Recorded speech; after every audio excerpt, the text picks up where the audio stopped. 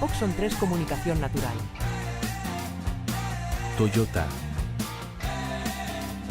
Renfe. Nuevo Espacio Elite. San Miguel. Coca-Cola. Universidad de Oviedo. El Ayuntamiento de Gijón y el Gobierno del Principado de Asturias. Patrocinan la 38ª edición de la Semana Negra. Buenas tardes a todos.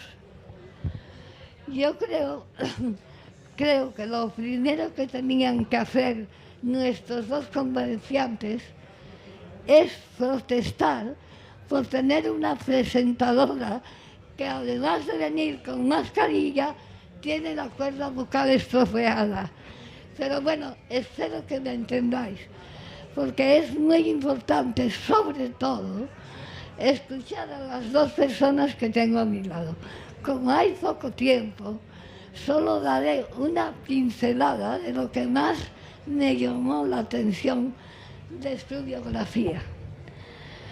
Couso fue eurodiputado como yo, estuvo en las comisiones de exteriores, de la Subcomisión de Derechos Humanos, relación con México, relación con Irak.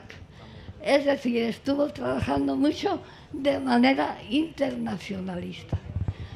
Y también lo conocemos todos por la batalla que dio contra la impunidad del asesinato de su hermano. Yo creo que lo conocemos.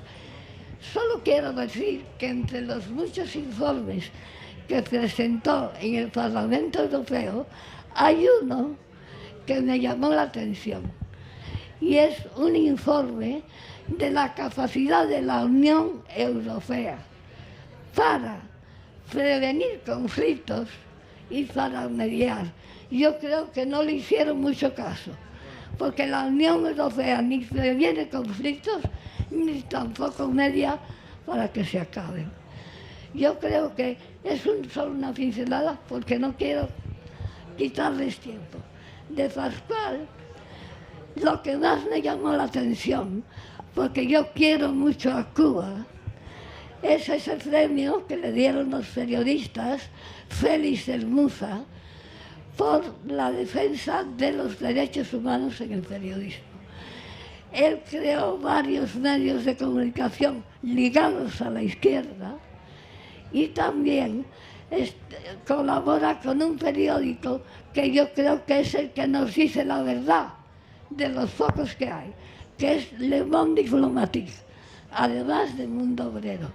Tiene muchos libros escritos y yo la esperanza que tengo es que en estas dos charlas nos dé algo de luz en este mundo tan tenebroso que estamos viviendo, donde un loco estadounidense está dándole más dinero a los más ricos y quitando la precaria sanidad a los más pobres y los tickets de comida, donde hoy hay pueblos que ante el avance de la extrema derecha no van a retroceder aún más.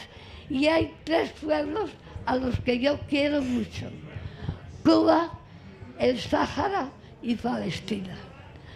Cuba porque hay un bloqueo criminal que le está impidiendo avanzar. El Sáhara porque en el año 92 tenía que haber habido ya un referéndum que todavía están esperando, abandonados hasta por el gobierno español. Y Palestina, ¿qué decir de Palestina? ¿Qué decir de Palestina? Cuando veo las imágenes en televisión, tengo un sentimiento que yo nunca tuve: ira, enfado, angustia y sobre todo impotencia. Impotencia por no poder hacer algo para parar ese genocidio. Y una vergüenza que la Unión Europea no haga nada. Necesita un mes para ver si se vulneran los derechos humanos y, por tanto, el artículo 2 de los acuerdos con la Unión Europea. Un mes. y cuando ve lo que hay es incapaz de tomar medidas. Me avergüenzo de la Unión Europea. Pero además es que ahora quiere hacer el paripé diciendo que hay que darles alimentos a los palestinos. ¿Qué alimentos a los palestinos? Si van a buscar los alimentos y los asesinan. Es una vergüenza para el mundo. Y este mundo, y acabo ya, en el que el último informe de Intermón Oxfam, que no sé si tú conoces, el del año 25, dice que los más ricos del mundo, desde el año 14, acumularon 66 billones con B de riqueza. Y los 3.000 millonarios que hay en el mundo acumularon en el último año 6 billones con B de riqueza. Y mientras tanto estamos viendo avanzar a la extrema derecha, que no hará más que empeorar esa situación. Y yo acabo aquí porque tenía más cosas, pero quiero dejarlos a ellos, que son los importantes. Pero tenía que decir esto porque la verdad que la indignación con lo de la Palestina me ahoga. Soy pacifista, pero no me importaba morir si pudiera ver morir delante a Netanyahu y a Trump, porque no hay derecho a lo que está pasando. Muchas gracias y cuidado al gobierno.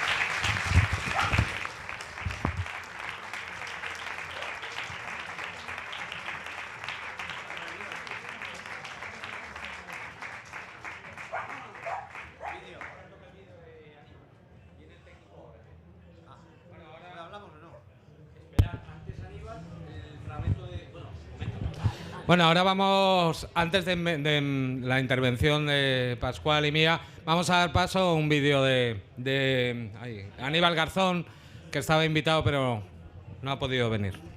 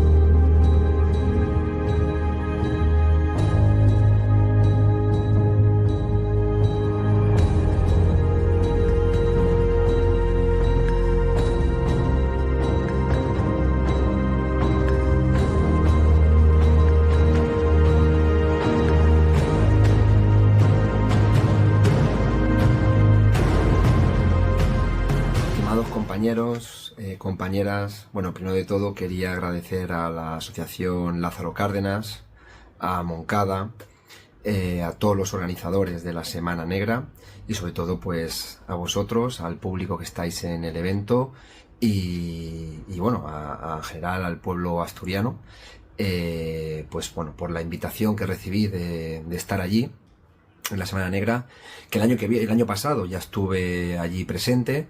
Lo que pasa que no pude pues presentar el libro que publiqué en octubre, dado que eso fue en julio, el libro de BRICS, la transición hacia un orden mundial alternativo, de la editorial ACAL, y estuvimos allí debatiendo sobre, bueno, pues qué son los BRICS, y este año fui invitado para exponer ya el libro con la publicación. Pero bueno, por una situación personal, un tema de salud familiar, me ha sido pues imposible y ha sido toda una pena, pues bueno, por intentar estar allí, ¿no? El poder haber compartido con vosotras y con vosotras el espacio de debate y sobre todo pues el espacio posterior, lo que decimos de sobremesa, para hablar de un tema tan importante como son los BRICS, que hay un cierto vacío en los medios de comunicación, como todos sabemos. Justamente el año pasado, en octubre, cuando se hizo la 16ª cumbre en Rusia, en la ciudad de Kazán, hubo, como siempre digo, un vacío mediático. Se reunieron en total, dado que los miembros BRICS actualmente son 10 países, además de 10 socios, entre ellos Cuba, está también como país socio, y muchos países invitados, pues fueron 35 los países que estuvieron presentes. Y vimos cómo en los medios de comunicación, aquí en España, hubo un vacío total. 35 países que representaban 5.000 millones de personas, donde los BRICS actualmente su PIB nominal supera al G7, donde a nivel de la población, a nivel geográfico, a nivel de recursos, países que controlan, si se hubiese sumado Venezuela, que es otro debate que hoy hubiésemos debatido, si hubiese entrado Venezuela el año pasado, que no entró, pues bueno, pues por el rechazo de Brasil, que es un tema también que se debe debatir, qué es lo que está pasando. En ese caso, si hubiera entrado Venezuela, hubiese superado incluso ya más del 50% de países petroleros, ¿no?, de la producción mundial en los BRICS. Además, el tema de oro, de recursos, el tema de lo que se habla ahora mismo, ¿no?, sobre todo de tierras raras, y vemos claramente de cómo el tema de los BRICS incomoda mucho al imperio norteamericano. Sabemos lo que está diciendo constantemente Donald Trump, ¿no?, con el hecho de los aranceles, cómo pone nervioso el proceso de desdolarización. Lo que antes era una utopía, hoy en día con los BRICS se está debatiendo el uso de monedas locales en su comercio propio, e incluso el tema de una moneda común, que tenemos que tener en cuenta que los BRICS simplemente tienen desde el 2009 hasta ahora, hablamos 16 años de historia. Siempre dicen, no, bueno, y la desdolarización, la moneda única y todo eso, la moneda propia es complejo, necesita una arquitectura financiera. Ya sabemos que la Unión Europea tardó 50 años. Y además, que eso que molesta tanto, ¿no?, al mundo unipolar, el imperialismo norteamericano, a la OTAN, a sus lacayos como la Unión Europea, de algo que está creando en el sur global. Esa cooperación sur-sur entre los países de América Latina, de África y de Asia, que están poniendo en jaque pues esa hegemonía del imperio norteamericano. Por ello es importante darle acento, ¿no?, y tener pues análisis de qué es lo que se está creando dentro de los BRICS, con sus pasos adelante, sus pasos atrás, sus contradicciones, estados, ¿no?, que están dentro, que a lo mejor pueden generar algo de incomodidad desde una óptica desde la izquierda, pero estamos hablando de relaciones internacionales.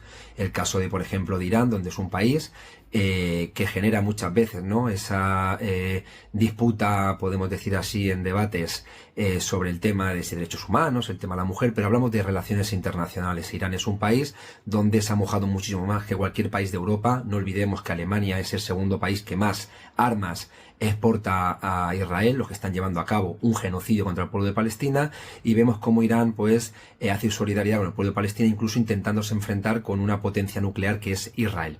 Entonces hay que analizarlo, las relaciones internacionales, esos cambios que se están dando, qué posiciones se están llevando, cómo romper ese neocolonialismo, cómo romper, ¿no?, la tradición de exportación del sur hacia el norte, cómo llevar a cabo, ¿no?, pues una dinámica diferente que pueda llevar a transformaciones internacionales. Desde una óptica mucho más pragmática, no hablamos de valores de la izquierda y que los BRICS tengan un modelo de socialismo, una alternativa al capitalismo, pero sí que los países que llevan a cabo procesos soberanos propios de respeto mutuo, algo que viene de la conferencia de Bandung, tienen también su posibilidad de entrar en los BRICS. Y el ejemplo es Cuba, donde es un país que ha sido, que sigue siendo bloqueada por Estados Unidos, donde Donald Trump incluso sigue diciendo que es patrocinador del terrorismo, donde ha potenciado mucho más incluso el bloqueo contra Cuba, donde no llevan a cabo el aislamiento.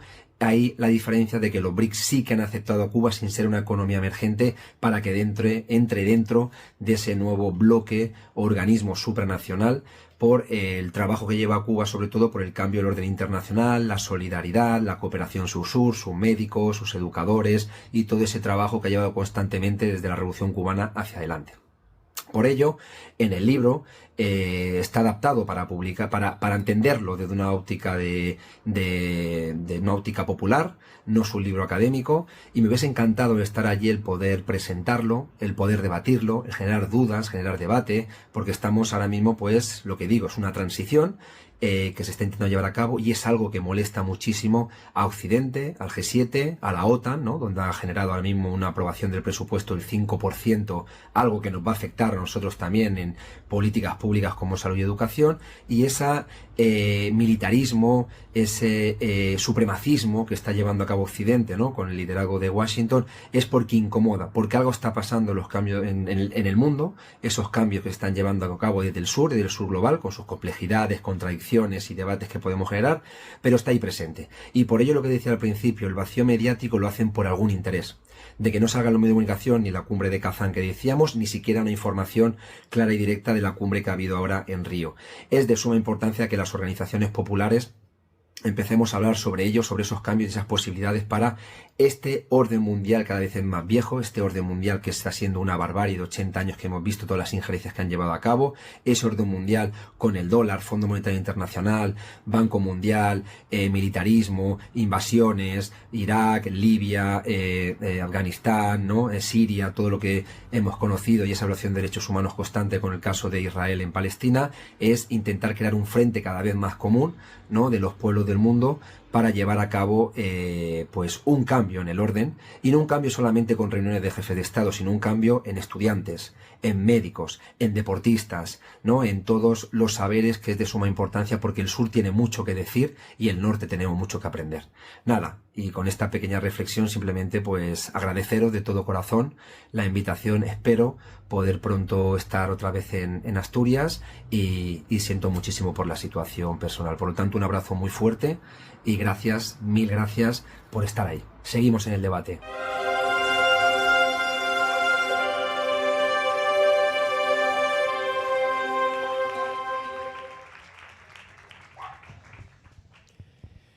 Bueno, hola a todos. ¿Esto va?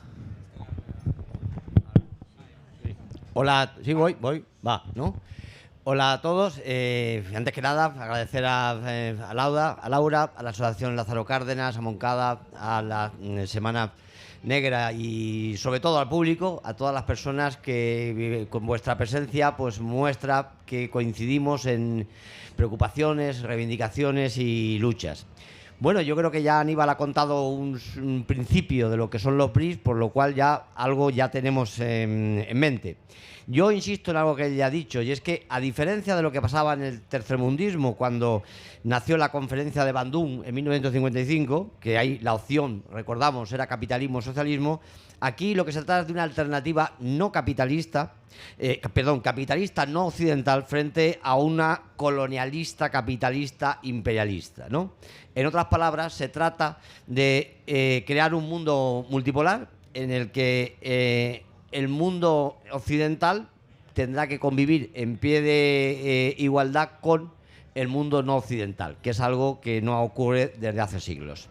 Pero además los BRICS son un fenómeno, yo creo que sin precedentes en bloques geopolíticos, porque hasta ahora los bloques solían ser enfrentados por ideologías o religiones, capitalistas con socialistas, contra socialistas, islamistas contra cristianos, o por territorios, es decir, se peleaban los bloques por ganar terreno. Aquí existe algo tan curioso, que es un liderazgo de economías emergentes, en el que se reúnen pues hindúes indios con islamistas iraníes y cristianos brasileños, se reúnen comunistas chinos con capitalistas saudíes, se reúne el antiguo imperio ruso con el antiguo imperio persa o el imperio egipcio. Y mientras tanto, Occidente es simplemente ese avestruz que, como también ha insinuado Aníbal, esconde la cabeza y hace como que no sabe, no se entera de lo que está sucediendo. Y también, como ha insinuado Aníbal, es bueno compararlo con la Unión Europea, porque estos nacieron en el 2009 y están replanteándose, no sé, la estructura del Consejo de Seguridad de la ONU, replanteándose la dolarización. Fijaros cuántas cosas del movimiento global se están moviendo. En cambio, la Unión Europea nace en el 93 y evidentemente no ha movido nada del orden mundial. De hecho, hay países como Serbia o Turquía que estaban en la lista de espera para entrar a la Unión Europea y han dicho que tranquilos, que no tienen prisa, que casi que se están apuntando a los BRICS, porque parece que eso ya les está interesando más, porque parece que allí sí que se está avanzando. Otra cosa es pensar que yo creo que esto nace quiero decir, en teoría yo creo que quien más ha colaborado con los BRICS ha sido Occidente y Estados Unidos, es quien verdaderamente les ha puesto el cemento. Estados Unidos y sus adláteres, nosotros, han avanzado tanto con su soberbia en políticas de sanciones contra Cuba, contra Venezuela, contra Irán, contra Rusia, contra China, que han terminado empujando a todos esos países a unirse contra el abusador del patio del colegio. Las sanciones occidentales, últimamente las que se han presentado contra Rusia, han provocado la paradoja de que más que aislar a los sancionados, ha terminado uniéndolos. Hay que ser, en mi opinión, muy estúpido para que una Europa y unos Estados Unidos que tienen pocos recursos naturales, poca energía, poco petróleo, poco gas, pocas tierras raras y cada vez menos industrialización, decidan sancionar a países como Rusia, China, Irán y Venezuela. Es decir, los que tienen la energía, las tierras raras para la tecnología y la fábrica industrial del mundo. Y además, que están usando el dólar en sus sanciones y que con las sanciones contra esos países les estamos empujando a que dejen de utilizar el dólar y los bancos occidentales. Hay una cosa que es el método SWIFT de los intercambios internacionales que se les ha castigado, y lo que va a provocar es que ya se salgan también del mecanismo occidental de los pagos internacionales. Al final estos países se han unido, se agrupan los que tienen más industria que los sancionadores, más petróleo, más gas, y encima empiezan a pensar en tener otra moneda que no sea ni el euro ni el dólar. Los sancionadores nos quedamos solos, nos quedamos aislados cuando intentamos aislar a los otros. Muchos pueden aislar a uno, pero claro, cuando eres tan absurdo que quieres aislar, que son pocos los que quieren aislar a muchos, el que termina aislado son los pocos. Porque otra característica que no se habla es que en nuestro modelo de globalización neoliberal, el liderado por Estados Unidos y el Fondo Monetario y la Unión Europea y el Fondo Monetario, es que nuestra economía es básicamente financiera frente a la productiva de estos países. Nosotros tenemos una economía que se basa básicamente en humo, es decir, en sistemas financieros, en bolsas, en especulaciones. Bien, verdaderamente está produciendo, ¿no? Es decir, porque tiene las materias primas, porque tiene la energía y porque tiene la industria, son ellos, ¿no? Entonces, eso ha provocado, sin ninguna duda, que estemos además perdiendo la batalla de la globalización. Estados Unidos, que en su momento fomentó la globalización porque creía que iba a ganar, al final la está perdiendo. Eso ha provocado que en este momento su política de aranceles responde a eso, ¿no? Es decir, a cómo yo ahora me tengo que proteger de todos estos grandes productores, ¿no? De hecho, nuestro PIB es humo. Es decir, cuando empezó la guerra de Rusia, de Ucrania, empieza a decir, bueno, si Rusia total tiene el PIB de Italia, si tiene poco más que el de España. Ya, pero es que nuestro PIB es de vender cañas en la playa y el suyo es de gas. Entonces, claro, eso a la hora de unas sanciones, el mundo puede vivir sin nuestra playa y nuestras cañas, pero no puede vivir sin el gas de Rusia. Veis que todo el PIB no es igual, ¿no? Eso es lo que provoca los manotazos de Trump, que dice que quiere poner un 100% de aranceles a los países del BRIC, que quiere sancionar con un 10% de aranceles a los países que se acerquen a los BRICS. Son muchos los retos, sin duda, de los BRICS. No es todo tan... y de hecho el libro de Aníbal, que creo que estará por ahí a un lado a la venta, muestra todas esas cosas pendientes. La dolarización no es fácil. Algunos países van a tener sus dudas para integrarse con más fuerza, como puede ser India o Arabia Saudí. Y yo quiero añadir una cosa, y es que el título de nuestro tema habla también de cómo los BRICS pueden ejercer un papel importante en traer la paz al mundo. Os voy a hablar de una cosa que no se ha dicho, que pasó hace 2 días, el 30 de mayo. Se creó la Organización Internacional de Mediación en Hong Kong. Bien, eso es una cosa que crean la presencia de 85 países, 20 organizaciones que suscriben 33 países y que supone la primera organización intergubernamental del mundo dedicada a la resolución de disputas internacionales mediante la mediación. Eso se llama la OIMED y ofrece una plataforma para resolver los conflictos de un modo que no están haciendo en este momento las instituciones internacionales. ¿Qué tiene que ver esto con los BRICS? Pues tiene que ver mucho, porque es otra cosa que surge desde el sur, que está cansado de una legislación internacional que alguien, como luego contaré, se cree con derecho a violarla. Es decir, si observáis los países que forman la Sociedad Internacional de Mediación, tenemos a países que son miembros de los BIC, como China, Rusia, Indonesia, Bielorrusia, Etiopía o Tailandia, y otros que están en proceso como Pakistán. Es decir, hay una clara sintonía, ¿no?, y coordinación entre los países del sur para organizarse en los BRICS, pero también para buscar salidas de mediación y de paz. Ellos se han dado cuenta de que el sistema judicial internacional se basa en unas grandes potencias que de un modo arbitrario burlan la legislación internacional, ponen sanciones ilegales, invaden países burlando al Consejo de Seguridad, bombardean, atacan, cometen genocidios y evidentemente están mostrando que no funcionan esas instituciones. Por eso en Pekín estos países se han planteado un nuevo modelo, ¿no? Yo quiero terminar recordando que existe una crítica que se repite mucho en Occidente con respecto a los BRICS en general, y creo que hay que trabajar mucho para desmontarla. Es un mantra que se idea en Europa y Estados Unidos constantemente, y es que nosotros somos la democracia, nosotros somos el respeto de los derechos humanos y todo lo demás es dictadura. China es una dictadura, Irán es una teocracia, Rusia hay unos oligarcas, todos ellos son despotismo, violación de derechos humanos, atropello a las libertades. Yo creo que frente a eso caben dos reflexiones. La primera es si eso es verdad o no. La segunda es que eso no tiene nada que ver con las relaciones internacionales, ¿no? Y yo voy a centrarme en lo segundo. Las relaciones internacionales tienen como fundamento el respeto a la soberanía del resto de los países y la convivencia pacífica con ellos. Y eso es lo que dice la Carta Fundacional de las Naciones Unidas, cuyos uno de sus artículos yo voy a citar textualmente, porque yo creo que habría que grabarlo a fuego siempre cuando se hable de política internacional. La Carta Fundacional de las Naciones Unidas dice que uno de los objetivos de las Naciones Unidas es fomentar entre las naciones relaciones de amistad basadas en el respeto al principio de la igualdad de derechos y al de la libre determinación de los pueblos y tomar otras medidas adecuadas para fortalecer la paz universal. La organización está basada en el principio de la igualdad soberana de todos sus miembros. Los miembros de la organización, en sus relaciones internacionales, se abstendrán de recurrir a la amenaza o al uso de la fuerza contra la integridad territorial o la independencia política de cualquier Estado o en cualquier otra forma incompatible con los propósitos de las Naciones Unidas. Por tanto, y ahora yo soy yo que lo dice, no procede recurrir a intervencionismos, injerencias ni desigualdades de competencias y autoridad entre Estados soberanos, argumentando cómo se comporta cada gobierno con sus ciudadanos y si su modelo político nos parece legítimo o ilegítimo o democracia o desgracia. Porque el elemento fundamental a tener en cuenta en las relaciones internacionales y las violaciones de la paz mundial hace referencia al respeto a la soberanía de los otros países y a las fronteras.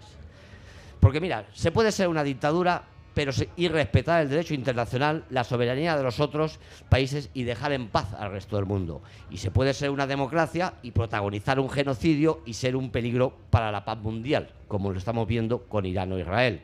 Pero es que además nadie tiene la prerrogativa de decidir quién es democracia y quién es dictadura. Lo más parecido a un juez internacional que decrete democracia o dictadura a un gobierno del mundo, que imponga sanciones y apruebe intervenciones, sería el Consejo de Seguridad. Cualquier otra valoración o intervención es ilegal y violatoria de la convivencia internacional. El gobierno puede considerarse democrático y respetar a sus ciudadanos, mientras asesina a miles de mujeres gazatí y a sus hijos, lo que le convierte en un asesino y genocida. Y otro puede ser una teocracia islámica, y no por eso debe de permitir que ningún ejército extranjero le bombardee. Yo creo que la crítica a determinados gobiernos o regímenes hace mucho que está siendo utilizada por Occidente como coartada para atropellar y violar el derecho internacional. El uso que estamos haciendo desde Europa y desde Estados Unidos de los derechos humanos y nuestros discursos moralistas, yo creo que son solo una excusa para operar bajo nuestros intereses en la ley internacional. No existe ningún organismo internacional encargado de supervisar los derechos humanos en el mundo, más allá de los relatores o comisiones de la ONU. Relatores que mira por dónde acaba de sancionar Estados Unidos sobre Palestina. Comisiones de la ONU que se limitan a presentar informes y ni mucho menos existe ningún gobierno mundial o Estado encargado de administrar la justicia mundial.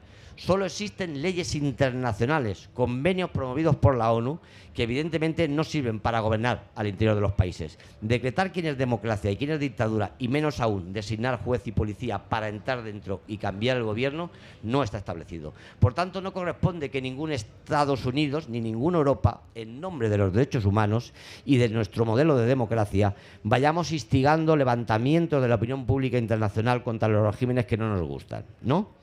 Tras asistir como colaboradores necesarios al genocidio en Gaza, a las constantes agresiones de la OTAN y a la complicidad con diferentes dictaduras de todo el mundo, el doble rasero ya se ha vuelto muy evidente y la comunidad internacional ya no se cree nuestros señalamientos de buenos y malos.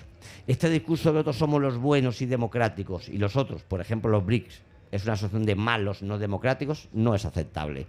Creo que más vale que dejemos ya de arrogarnos el derecho a decidir quién es bueno y quién es malo, quién debe de tener bombas nucleares y quién no, quién puede bombardear a sus vecinos y quién no, y que Occidente, termino ya, desde su supremacismo, recordaremos que ha sido quien, con su intervencionismo militar de sus países a través de la OTAN, ha bombardeado países, ha invadido, ha desestabilizado naciones, ha generado crisis de violencia en regiones enteras, ha financiado y armado grupos terroristas, ha cometido genocidios y ha generado muertes masivas de niños con sus sanciones criminales.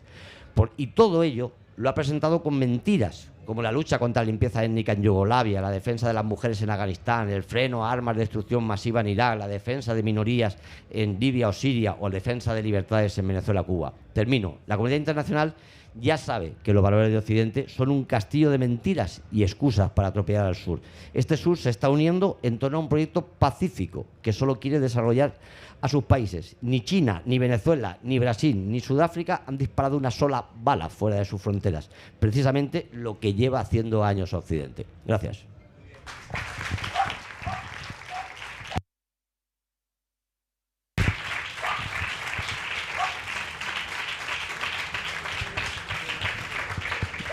Bueno, muchas gracias. Buenas tardes. Lo primero, agradecer a la Asociación Lázaro Cárdenas, al Movimiento Estatal de Solidaridad con Cuba, a la Semana Negra, por hacer estas jornadas Moncada 2025. Por supuesto, también a Laura González.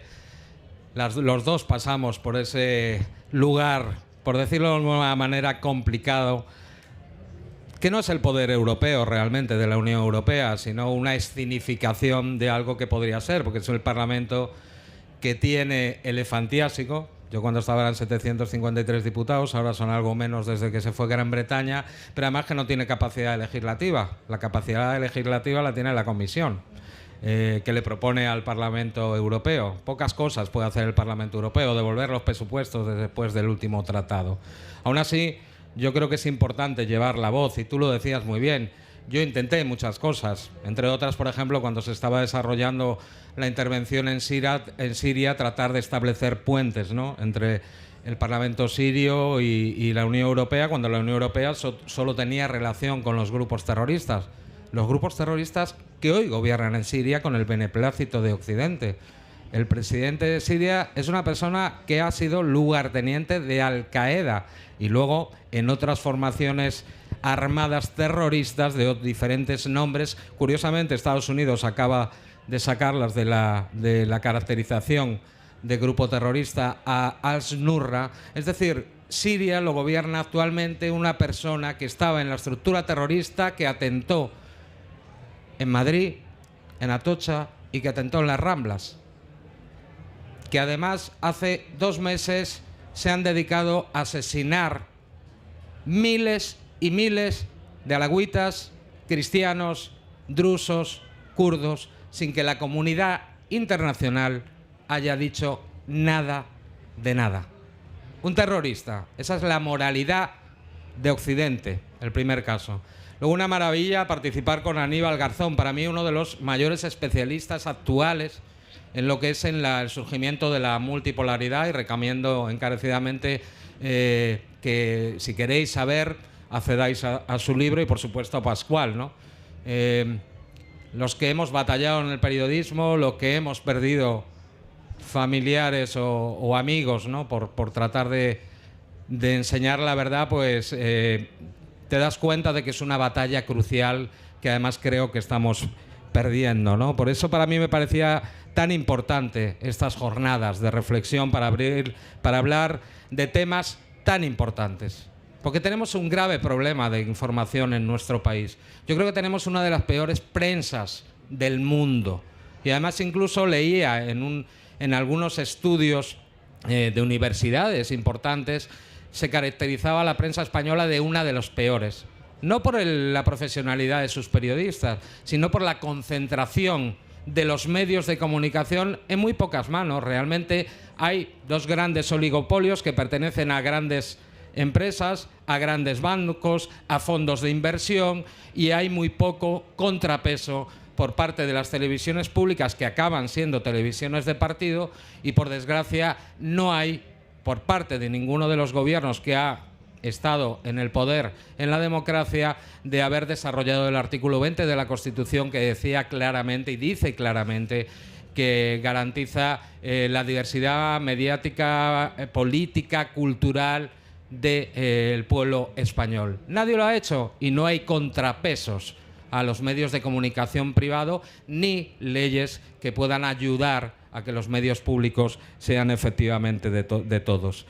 Lo hemos visto en un caso gravísimo que atañe a lo que estamos hablando ahora mismo, que es cuando se recrudeció esa guerra proxy, aunque no lo digan los medios de comunicación, que lleva la OTAN, los 32 países de la OTAN, incluyendo España, contra Rusia, utilizando un proxy, es decir, una guerra por delegación utilizando a Ucrania. Desaparecieron todas las voces críticas que no tuvieran un discurso atlantista. Y a partir de ese momento, cuando se estudia quién provee de información, está claro que cuando investigas te das cuenta de que los manuales de comunicación para informar sobre la guerra de Ucrania vienen del Stratcom, es decir, el Centro de Comunicaciones Estratégicas de la OTAN y sus centros de excelencia. Exactamente igual que más de 120 empresas publicitarias vinculados a los servicios de inteligencia británicos y estadounidenses. Y eso es lo que compran los grandes medios de comunicación de nuestro país, que han llevado incluso a nuestro pueblo, que no tenía ningún diferendo con Rusia, a ser xenófobos y rusófobos. Es decir, a apoyar una guerra que no solo nos ha empobrecido, sino que nos puede llevar a un peligro claro de guerra nuclear. Hablaba de esa cara o desvergüenza del occidente colectivo. Lo estamos viendo en esos casos, ¿no? Pero lo estamos viendo más claro en el genocidio que estamos viendo en directo contra el pueblo palestino.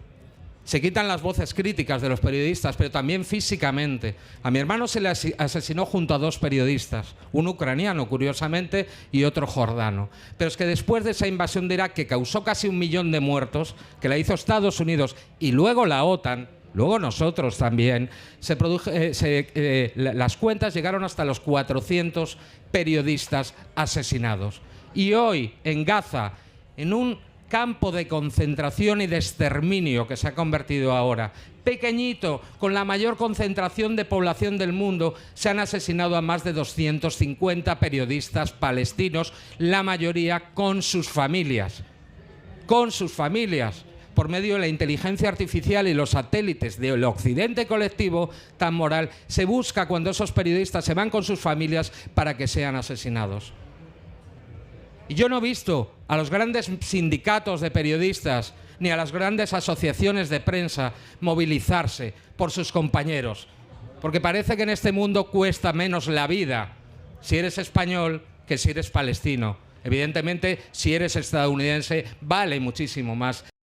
Esos profesionales de la información que nos están demostrando la desmoralidad que tenemos de ver cada día asesinar a 100 y pico personas, y que la Unión Europea y Estados Unidos no solo no haga nada, sino que siga colaborando con ellos. Estados Unidos les provee de armas a un país colonial como Israel, que practica el apartheid, que no tiene constitución, que no permite los matrimonios civiles, que no tiene fronteras definidas, que permite la tortura, que tiene más de 10.000 niños y niñas presos en las cárceles, que persigue el apartheid, que comete todos los crímenes del derecho internacional, la guerra de agresión, los castigos colectivos, la exterminación de civiles. Y hay un tratado preferencial de la Unión Europea con Israel, que en su artículo 2 dice que se debe de suspender si hay vulneración de los derechos humanos. Y el otro día la señora von der Leyen nos decía que en el informe, la señora Kallas y la señora von der Leyen nos decían que había indicios de que Israel podría estar cometiendo abusos de los derechos humanos. Pero no ha suspendido el acuerdo, no ha hecho un embargo de armamento. Y hoy están siendo masacrados, quemados vivos. No sé si lo visteis el otro día, la imagen de los niños quemándose vivos. Por eso es importante estos actos y por eso es importante hablar de ello.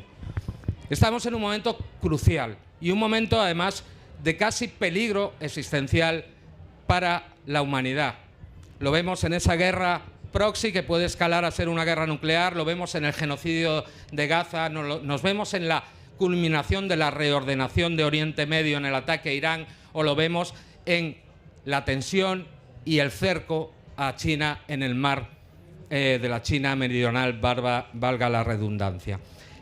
Lo que estamos viviendo claramente es un cambio geopolítico. Lo ha hablado muy bien antes tanto Aníbal como Pascual. El paso de la unipolaridad de Estados Unidos, la globalización neoliberal, que además nos ha quitado todas las conquistas que se había logrado con el movimiento obrero y el movimiento ciudadano mientras existía la Unión Soviética y el campo socialista, pero que ha fracasado claramente a partir de 2008. Y un nuevo mundo que surge porque no quiere ser gobernado por un país como Estados Unidos, que actúa como una verdadera dictadura global. Y eso era la globalización, la hegemonía para Estados Unidos y la subalternidad para todos los demás, incluyendo nosotros, como vimos el otro día en la cumbre de la OTAN. Lo que está pasando en estos tres escenarios viene bien definido por ellos, ¿no? Yo voy a leerlo con sus propias palabras. Filtración publicada por el New York Times en 1992, guía para la planificación de la defensa. Nuestro primer objetivo es impedir que resurja un nuevo rival, ya sea en el territorio de la ex Unión Soviética o en otro lugar que suponga una amenaza. Debemos impedir cualquier potencia domine una región cuyos recursos serían suficientes, controlados estrechamente, para generar una potencia. Estas regiones comprenden Europa Occidental, Asia Oriental, el territorio de la antigua Unión Soviética y el Asia Sur-Occidental. Palabras del ejército de Estados Unidos. Es de fundamental importancia preservar la OTAN como principal instrumento de defensa y seguridad occidental, así como ser el canal de influencia y participación en los asuntos de seguridad europea. Mientras que Estados Unidos sostiene el objetivo de la integración europea, debe impedir la creación de dispositivos de seguridad únicamente europeos que minarían la OTAN, en particular la estructura del mando de la Alianza Atlántica, que no sé si sabéis que siempre es un general de 4 estrellas nombrado por el presidente de Estados Unidos y que tiene el mando de las más de 100 vectores nucleares desplegados en Europa. Tiene el botón rojo, no lo tiene ningún europeo, ni siquiera el asqueroso neoliberal que nos llamaba PIX, que ahora es secretario general. Tenemos armas nucleares que domina Estados Unidos en Alemania, en Bélgica, en Holanda y en Italia, que apuntan directamente a Rusia y bajo el que no tenemos ningún mando. Frente a lo que está pasando es la teoría del caos claramente de los neostraussianos, que se llaman. Los neocon, que son transversales. Da igual Biden que Trump, tienen los mismos objetivos. Y la teoría del caos lo dice claramente. Estados Unidos debe proyectar el caos en 3 regiones críticas: Medio Oriente, Europa del Este y Asia Oriental. Promover 3 teatros de guerra, lejos de las fronteras de Estados Unidos y cerca de los límites de Rusia y China, además de reorientar y reorganizar lo que se llama Oriente Medio, mientras Estados Unidos se parapeta en sus zonas fractales, es decir, zonas del orden dentro del desorden. Y con esto voy acabando, simplemente para terminar. El contexto geopolítico que nos afecta a nosotros es el de Ucrania. Presentar a la OTAN como seguridad europea bajo control geopolítico de Estados Unidos y que no haya nunca una estructura de seguridad que incluya a Rusia. Nada de lo que decía en Helsinki o en la Carta de París, porque Estados Unidos no quiere que haya un bloque euroasiático y por eso se ha dedicado a el cerco militar a Rusia, la expansión de la OTAN, que además, si lo ves por los años, es un cerco ofensivo a Rusia.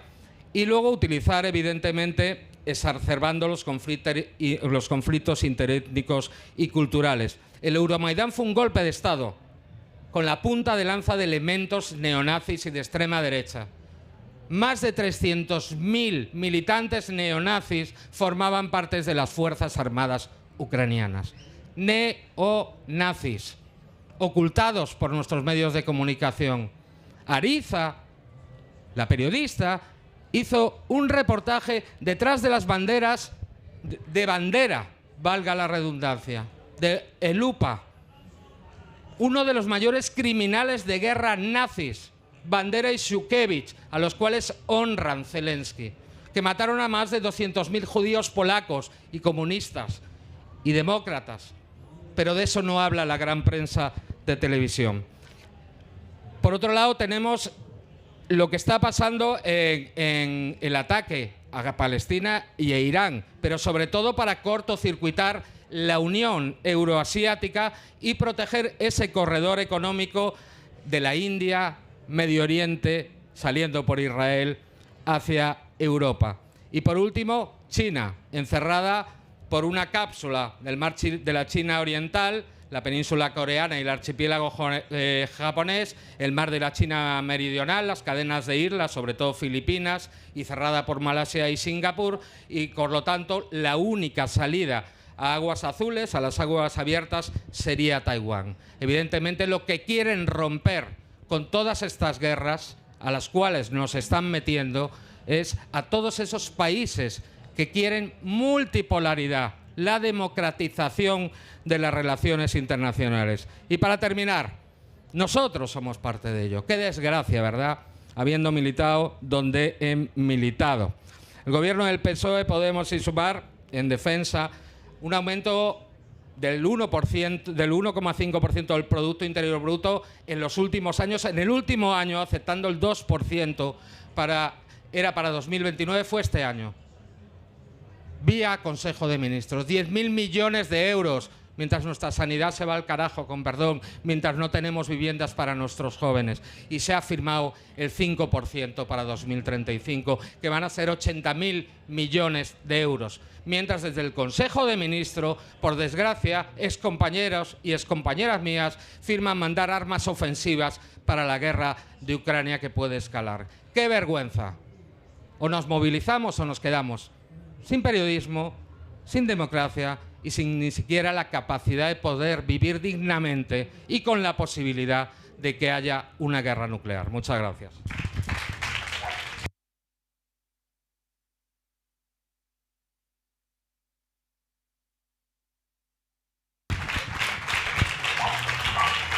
Bueno, con este acto, con Laura González, Pascual Serrano y Javier Couso, finalizan los 8 actos que ha organizado la Lázaro Cárdenas en colaboración con muchas entidades de Avilés, de Candás, de Oviedo, con organizaciones políticas, en este contexto de escalada imperialista. Y en esto queremos cerrar con una declaración final y con un anuncio. Mientras se recrudece el genocidio en Palestina, se multiplican las sanciones contra los pueblos que no se pliegan al dictado de Washington y se intensifican los ataques económicos y comunicacionales contra Cuba, las jornadas Moncada han sido mucho más que un espacio de análisis. Han sido un acto de militancia, de afirmación y de combate ideológico. Frente a la barbarie del capital, al hegemonismo militar de la OTAN y a la dictadura cognitiva que intoxica los circuitos de la opinión pública, hemos reafirmado que la causa antiimperialista no es una consigna del pasado, sino una necesidad política del presente, que Cuba, sitiada y vilipendiada, sigue siendo un faro de dignidad para los pueblos del mundo, y que la solidaridad con su revolución no es solo un deber moral, es parte esencial de la lucha global por un orden justo y multipolar. Desde Gijón, Avilés, Oviedo o Carreño, hemos levantado la voz no para concluir estas jornadas, sino para proyectarlas hacia lo que viene, porque Moncada no es un punto final, es una trinchera que se multiplica. Y ahora el anuncio. Por eso, desde aquí, convocamos desde ya el Encuentro Estatal de Solidaridad con Cuba 2026, un foro antiimperialista que coincidirá con el centenario de Fidel Castro, que se celebrará en Asturias. No será un acto de nostalgia, ni un ritual de memoria vaciada. Será un acto de organización, de formación y de ofensiva ideológica frente al imperialismo. El legado de Fidel, teórico de la dignidad, estratega del sur global y arquitecto de la solidaridad internacionalista, debe ser reivindicado no como un pasado glorioso, sino como un programa de futuro. Con Cuba no solo compartimos la memoria, compartimos el porvenir, porque a Fidel no se le recuerda, se le continúa. En Asturias, Moncada no termina, se relanza. Muchas gracias a todos. Oxon 3 Comunicación Natural. Toyota, Renfe. Nuevo Espacio Elite, San Miguel, Coca-Cola. Universidad de Oviedo, El Ayuntamiento de Gijón y el Gobierno del Principado de Asturias. patrocinan la 38ª edición de la Semana Negra.